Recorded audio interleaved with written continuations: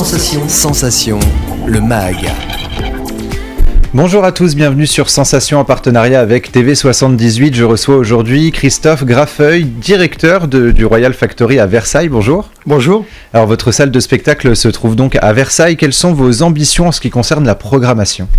La programmation, elle est toujours basée un petit peu sur l'humour, même pas un petit peu, complètement. Café-théâtre, donc comédie, humour, et puis sur toutes ses formes. Burlesque, stand-up, one-man show, comédie. Et on essaye d'avoir une programmation toujours sur le prisme de l'humour. Et pourquoi avoir choisi justement ce leitmotiv finalement qui est l'humour ? Disons que l'humour, il n'y en avait pas, il y avait une petite place à prendre sur Versailles parce qu'il n'y avait pas du tout, il y a le Théâtre Montansier bien sûr, il y a d'autres salles autour, à Chaville, à Viroflay, même ici à Elancourt, partout, mais il n'y avait pas quelqu'un qui était identifié vraiment sur le café-théâtre et l'humour. On s'est dit qu'il y a une petite place à prendre. Et quand on voit votre programmation, on remarque que vous proposez de nombreux spectacles, au moins une fois, un par semaine. Est-ce que c'est important justement de proposer des spectacles une fois par semaine, des spectacles hebdomadaires aux Yvelinois ? Oui, parce que franchement, les humoristes aujourd'hui, en 10 ans, vous l'avez vu, que ce soit les scènes stand-up ou que ce soit les comédie clubs, ça a explosé partout en France, et pas qu'à Paris, partout. Et donc vraiment, nous on est arrivé à peu près il y a 10 ans, à peu près sur Versailles, et je pense qu'il y avait une offre vraiment importante à donner aux gens, et cette offre elle est là maintenant, et ils peuvent en bénéficier, je dirais, tous les week-ends. Et on va parler ensemble de la programmation de la deuxième moitié du mois de novembre. On va commencer avec les Gloobs qui se produiront jusqu'au 5 décembre prochain. Que pourront découvrir les spectateurs lors de ce spectacle-concert ? Alors spectacle-concert, les Gloops, c'est vraiment déjà des comédiens qu'on connaissait depuis très longtemps, avec Xavier Vilsec, qui est un des rares bruiteurs en France. Donc c'est un spectacle où il y a une chanteuse, Danielle Carton, un bruiteur, Xavier Vilsec, qui avait rempli le Café de la Gare avec son concert, avec son spectacle plutôt, les Blues Brothers. Et franchement, c'est un très beau spectacle, très pétillant, très voilà, ça va swinger à la Royale. Et on va écouter un extrait justement des Gloops et on poursuit juste après. Jean Petit qui danse, Jean Petit qui danse, Jean Petit qui danse, Jean Petit qui danse.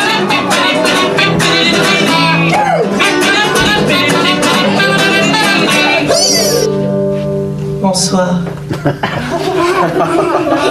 Connaissez-vous l'histoire de la petite mandarine qui s'en allait un soir au bal de sa copine? Tous les animaux du monde, tous les animaux sont nos amis. Du lion à la colombe, du rat du détergent. Alors du 11 au 13 novembre, le spectacle Mudit Monrovitch, la réincarnation ashkénaze de Marilyn Monroe, sera proposé aux spectateurs. Pourquoi avoir choisi de programmer ce spectacle ? Je dirais que Mudit Monrovitch, et ce spectacle en particulier, et il y en a quelques autres aussi à la Royale, font partie de ces seuls en scène, j'appelle ça des seuls en scène, mais avec une pointe d'humour, toujours sur le prisme de l'humour, et c'est important de proposer ça aussi. C'est pas que des blaguistes avec la blague automatique, c'est bien écrit. Je veux dire, Mudit Monrovitch, et son nom c'est Judith Margola, c'est vraiment, elle écrit très bien. C'est vraiment une autrice, comme on dit maintenant, performante. Elle écrit bien, elle joue parfaitement. C'est sous le prisme pareil de l'humour. C'est vraiment un super spectacle, on rigole beaucoup et il faut voir cette performance de cette actrice. Ouais, ça serait une réincarnation presque burlesque finalement de Marilyn Monroe ? Alors pas burlesque, non. Au contraire, ça va. Il y a toujours du fond. Dans ce genre de spectacle, à chaque fois, on arrive sur du fond. Et Mudit Monrovitch nous parle de nos origines, nous parle de le mythe de la star. Qu'est-ce qu'on veut devenir plus tard ? D'où on vient ? Où est-ce qu'on va ? C'est vraiment très fin, très bien écrit. Et on rigole beaucoup. Et ça sera du 11 au 13 novembre au Royal Factory. Les 17 et 18 novembre, c'est Harry Habitant qui jouera sur la scène du Royal Factory pour présenter son spectacle en rodage. Est-ce que c'est important pour vous de proposer aussi des artistes connus nationalement ? Alors, je ne sais pas si on peut dire que c'est nous qui proposons. À un moment donné, je crois que les grosses productions ont besoin de caler quelques dates dans des petits lieux comme le nôtre pour pouvoir voir les premières réactions. Alors, qui dit rodage dit écriture importante, les coups de sécateur, on change le sketch, on change l'ordre. C'est important pour eux de jouer dans des petits lieux comme ça. Et qu'est-ce qui vous plaît dans l'humour d'Harry Habitant ? Alors l'humour d'Harry Habitant, c'est vraiment la star. Donc vous savez, quand on a un Harry Habitant ou une Anne Roumanoff qu'on a eu en début de saison, voilà, on est très heureux parce que c'est des performeurs, ils arrivent sur scène, on sait qu'ils vont dire n'importe quoi, un sujet, je dirais du quotidien, et ben on le prend parce qu'ils savent l'amener très très haut. Et pour voir Harry Habitant, c'est les 17 et 18 novembre. On poursuit avec La Biche Petit A du 19 au 21 novembre. De quoi va parler cette pièce de théâtre humoristique ? Alors c'est La Biche Repetita en fait, parce que c'est Eugène Labiche qui a écrit cette pièce Repetita, et donc on va se retrouver avec une demi-heure juste avant la rentrée sur scène. Donc c'est vraiment l'esprit de troupe, de comédie. On voit une demi-heure et il y a une fuite. Bon, je vais pas raconter toute l'histoire, mais il y a, voilà, c'est pétillant, ça bouge dans tous les sens. C'est vraiment, ils sont 4 sur scène.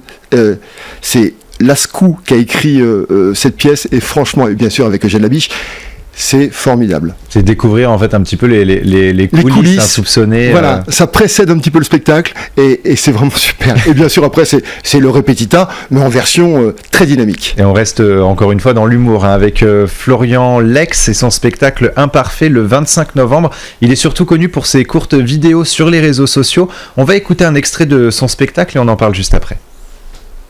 Bon moi je me présente, je m'appelle Jean-Pascal, ni plus ni moins. La perche à selfie, c'est l'inverse du sexe. Plus elle est longue, plus tu passes pour un con.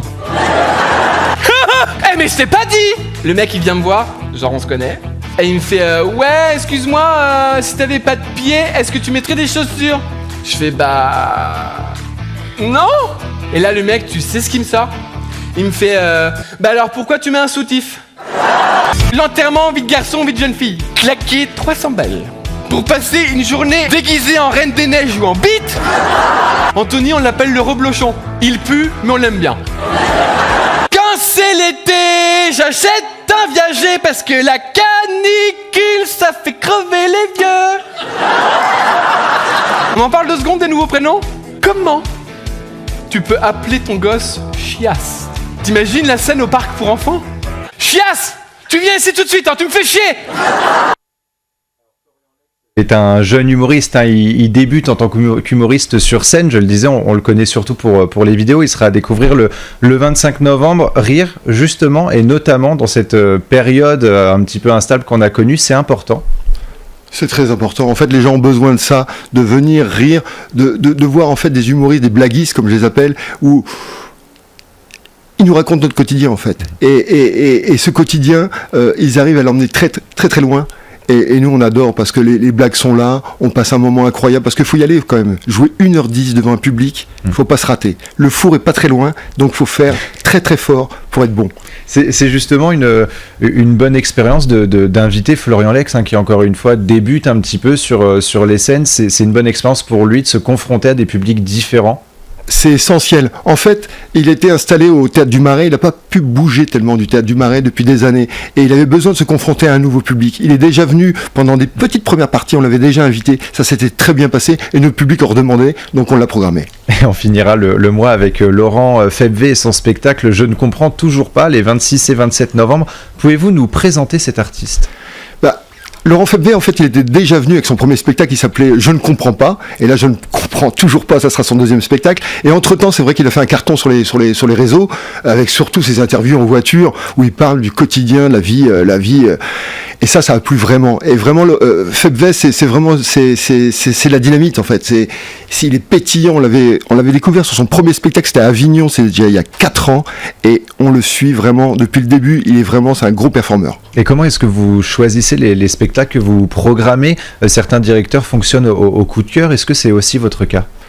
Alors le coup de cœur, je ne sais pas si on va appeler ça un coup de cœur. Je dirais qu'on fonctionne surtout à la performance du comédien. Performance du comédien, des fois il y a des domaines qu'on aime moins, par exemple l'absurde, ou je ne sais pas, le style Monty Python. Mais c'est là, c'est bien travaillé, c'est bien fait. Donc on ne pense pas qu'à nous, on se dit vraiment c'est du bon boulot, on y va, on le programme. Mais on parle du théâtre en général, où il y a du théâtre pour jeunes publics, pour les adultes, etc. Est-ce que là l'humour finalement réunit tous les publics ? Franchement, il y a des spectacles que j'appelle familiales, comme vous dites. il plaît beaucoup parce que on peut y aller avec ses ados. C'est assez rare. On voit des fois des ados qui traînent leurs parents pour venir avec eux, venir à la Royal Factory et regarder. Alors, tous les spectacles, on précise bien sûr, des fois c'est moins de 12 ans, Oui. moins de 16 ans, c'est important, mais il y a des spectacles qui correspondent vraiment et on peut passer un bon moment en famille avec des spectacles qui conviennent bien pour tout le monde. Merci Christophe Graffeuil d'avoir été avec nous sur Sensation. Je rappelle que vous êtes le directeur du Royal Factory à Versailles. Pour plus d'informations sur la programmation, on peut se rendre sur le site royalfactory.fr et pour revoir ou réécouter cette émission, rendez-vous sur notre site et application Radio Sensation.